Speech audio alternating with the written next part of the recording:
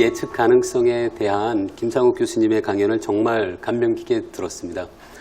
저도 마찬가지로 물리학자인데요. 물리학자가 가지기 어려운 상당한 인문학적인 사고의 깊이 같은 거를 볼 수 있어서 김상욱 교수님이 제가 굉장히 부러워하게 되는 그런 강연이었단 말씀을 드리고 싶습니다. 김상욱 교수님 강연을 듣다가 제가 전에 어느 책에서 읽었던 인용문이 하나 떠올라서 말씀을 드리는데요. 제가 읽었던 그 책에서 그 독일의 관념론 철학자인 피이테라는 분이 했던 말로 기억하는데요. 그분이 자유의 의식은 바로 원인의 무의식성이다 라고 상당히 축약적인 그 인용문을 제가 기억이 났습니다.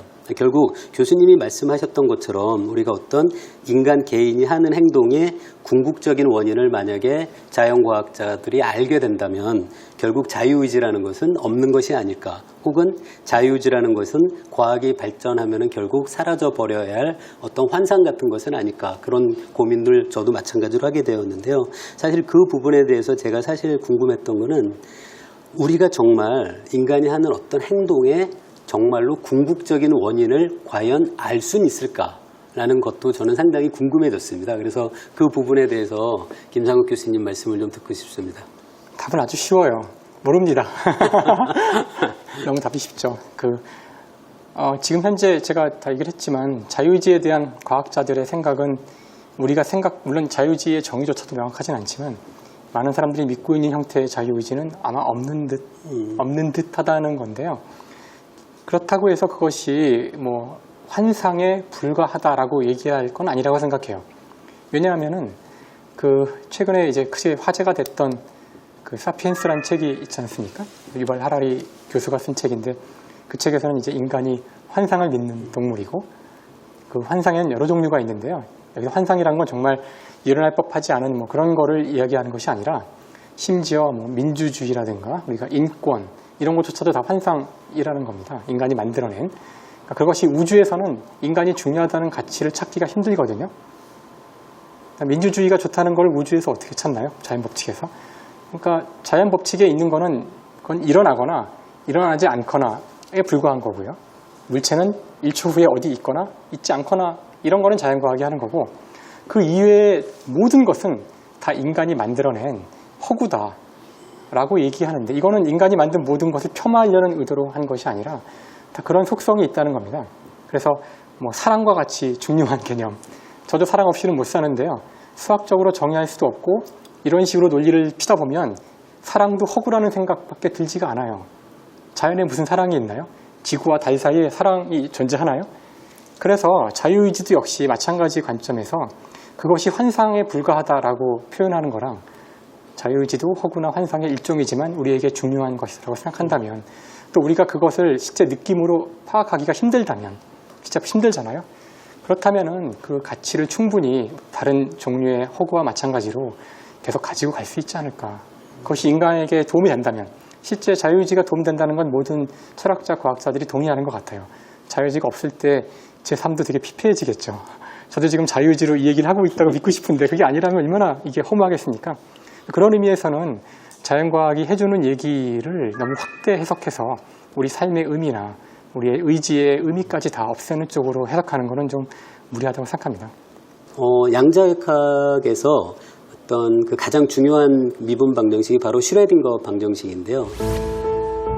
양자역학을 처음 만들 때 큰 기여를 한 사람이 바로 하이젠베르크와 슈레딩거다. 양자역학을 행렬의 형태로 기술한 것이 하이젠베르크라면, 슈레딩거는 파동을 설명하는 미분 방정식의 형태로 양자역학을 표현했다. 우리가 익숙한 고전역학의 물체와는 달리 입자를 파동으로 다루면 어떨까 의문을 가진 슈레딩거는 전자를 파동으로 다뤄 전자의 상태를 나타내는 방정식을 찾아내기로 했다. 고전역학에서 뉴턴의 운동 방정식은 초기 조건을 대입해 해를 구하면 미래의 한 시점에 물체의 위치가 한 점으로 주어진다. 같은 고전역학이지만 소리나 전자기파와 같이 한 점이 아닌 공간에 퍼져 있는 대상을 설명할 때는 파동 방정식을 이용한다. 슈레딩거는 전자와 같은 입자도 파동 방정식과 비슷한 방식으로 기술할 것을 제안했다. 그런 의미에선 슈레딩거 방정식도 제 입장에선 결정론적인 방정식이라고도 볼 수 있거든요. 그래서 슈레딩거 방정식은 어떤 확률론적인 항이 없는 결정론적인 미분 방정식에도 불구하고 김상욱 교수님이 양자역학이 비결정론적이라고 하셨던 그 말씀에 대해서 조금 더 자세한 설명을 듣고 싶습니다. 아주 굉장히 중요한 질문이고요. 그 질문에 대해서 하이젠베르크가 답을 이미 했는데, 그래서 양자역학도 기술하는 미분 방정식이 있습니다. 미분 방정식이 있다는 것은 FMA와 같은, 똑같진 않지만 비슷한 철학으로 되어 있다는 뜻이고요. 어느 한순간에 무언가를 알면은 나중에 무언가 정해집니다. 그러면은 아까는 결정론이 아니라고 했는데 미분 방정식으로 되어 있으면 결정되어 있는 거 아닌가? 이렇게 질문하실 수 있지만 큰 차이가 있는데요. 그 뉴턴의 방정식에서는 저희가 위치, 그러니까 즉 가속도가 주어져 있는데 가속도로부터 적분을 통해서 속도와 위치를 구합니다. 그리고 속도와 위치를 알면 운동의 모든 것을 알 수 있다라는 전제를 하고 있죠. 하지만 양자역학에서는 미분 방정식으로 기술되는 게 속도와 위치가 아니라 상태 함수라는 것이 결정되어 있습니다. 그래서 상태 함수는 마치 여러분이 주사위를 던졌을 때 1, 2, 3, 4, 5, 6, 6개의 상태가 있잖아요. 그런 것들을 말하는 겁니다. 그래서 양자역학에서는 상태들의 확률이 결정되어 있습니다. 그걸 기술하는 방정식이 있기 때문에 저희가 양자역학으로 반도체도 만들고 하는 거예요. 예측할 수 있는 것이 상태에 대한, 확률에 대한 것이고, 그것으로부터 뉴턴 역학에서 꼭 필요한 위치와 속도, 궤도에 대한 정보들인데요. 그런 것들은 하이젠베르크가 이미 얘기했듯이 얻을 수가 없고요. 그런 것들에 대해서는 항상 측정해서 오차가 있는 그런 확률적인, 정해져 있지 않은 형태로 얻어지게 됩니다. 그래서 똑같이 방정식은 결정론이지만 결정되어 있는 물리량이 다르기 때문에 한쪽은 결정론이고 한쪽은 비결정론입니다. 그 인간이라는 것이 과연 무엇일까에 대해서 그 물리학자의 입장에서도 어떤 성찰을 줄 수 있을 것 같은 그런 생각이 많이 들었습니다. 그렇다면 거꾸로 어떤 우리 사회의 인문학자들이 하고 있는 어떤 인문학적인 성찰이 거꾸로 물리학자에게 어떤 도움이 될 수 있을까요? 어려운 질문이에요, 사실. 그러니까 인문학의 결과들이 다른 과학도 아니고 수학으로 되어 있는 물리학에 어떤 영향을 줄 수 있을까?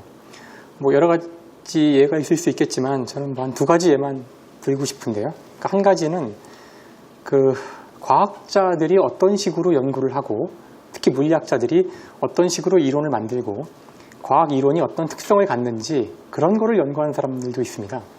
그러니까 과학 자체가 아니라, 그러니까 과학의 어떤 대상이 되는 물질의 어떤 법칙 이런 게 아니라 우리와 같은 과학자들이 어떤 식으로 행동을 하는지 이제 그런 과학학이라 그러죠. 그래서 그 가운데 이제 가장 유명한 사람이 토마스 쿤이라는 사람이고요. 토마스 쿤은 과학자들을 이렇게 연구한 다음에 뭐라 그랬냐면은 저희가 하는 것이 어떤 절대적 진리를 찾아가는 과정이 아니라 그때그때 과학자 집단이 합의해서 만들어 놓은 어떤 지식 체계에 불과하다. 이런 결론을 내립니다. 물론 논란이 굉장히 많은 결론이고요. 과학자들은 별로 좋아하지 않을 것 같아요. 좋아하지 않죠. 심지어 그 고전역학과 양자역학 사이에 큰 갭이 있는데 그것을 이 사람은 고전역학 하는 사람들이 모여서 합의해 놓은 이론 체계가 있었고 위기가 생겨서 양자역학이 나왔을 때 다시 이 사람들이 모여서 설득하고 합의해서 한 거지 이게 또 올바라서 그랬다기보다는 그때그때 주어진 환경 내에서 주어진 실험 데이터, 주어진 능력 가지고 할 수 있었던 최선의 결과를 모은 게 과학에 불과하다. 그래서 이것을 패러다임이라고 부르죠. 이런 관점에서는 심지어 고대 그리스의 아리스토텔레스의 과학조차도 당시로서는 최선의 과학이니까 우리가 갖고 있는 과학만큼이나 뛰어난 과학이라는 얘기를 하는데 그 정상과학이라고 부르죠. 그 시기를. 근데 이제 많은 과학자들이 좋아하지 않고요.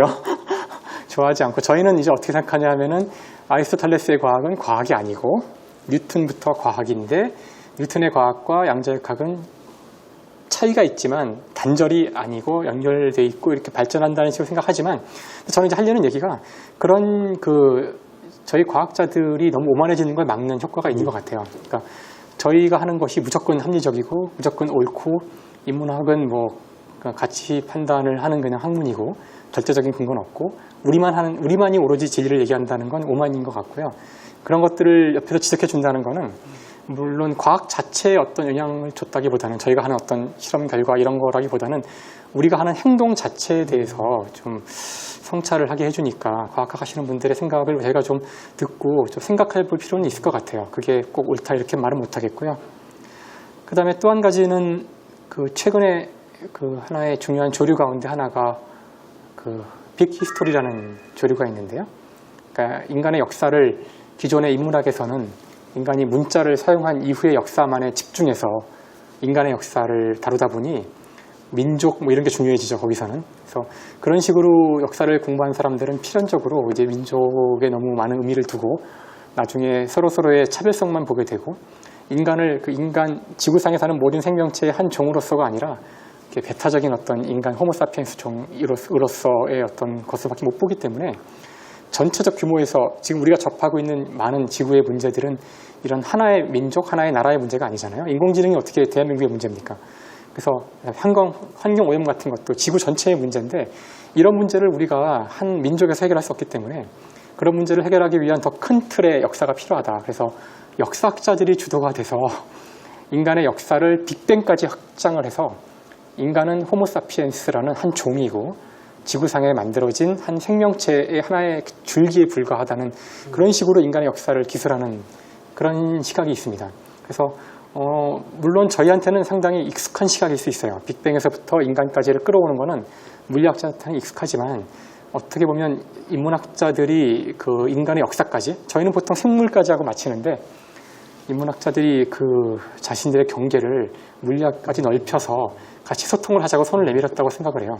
그런 의미에서는 물리학 자체의 발전에 도움이 될지는 잘 모르겠지만 그런 큰 틀 내에서 물리학도 해야 된다는 저희가 단지 그 기껏해야 생명체까지 보는 거 말고 인간과 인간의 미래, 호모사피엔스 종, 우리의 이런 허구 같은 것까지도 다 고민하면서 물리학을 해야 되지 않느냐 하는 점에서는 저희한테 도움을 주지 않는가 그런 생각을 합니다. 예, 오늘 그 김상욱 교수님을 모시고 인간의 예측 가능성에 대한 아주 흥미로운 성찰을 같이 해봤습니다. 김상욱 교수님이 혹시 별명이 있는데 혹시 아시나요? 김상욱 교수님이 가지고 있는 별명 중에 하나가 철학하는 과학자입니다. 그러니까 오늘 강연을 들으신 시청자분들이나 여기 오신 방청객분들이나 아마 그런 느낌을 많이 받으셨을 것 같습니다. 예, 김상욱 교수님한테 박수 보내드리면서 오늘 강연은 여기서 마치도록 하겠습니다. 네, 감사합니다.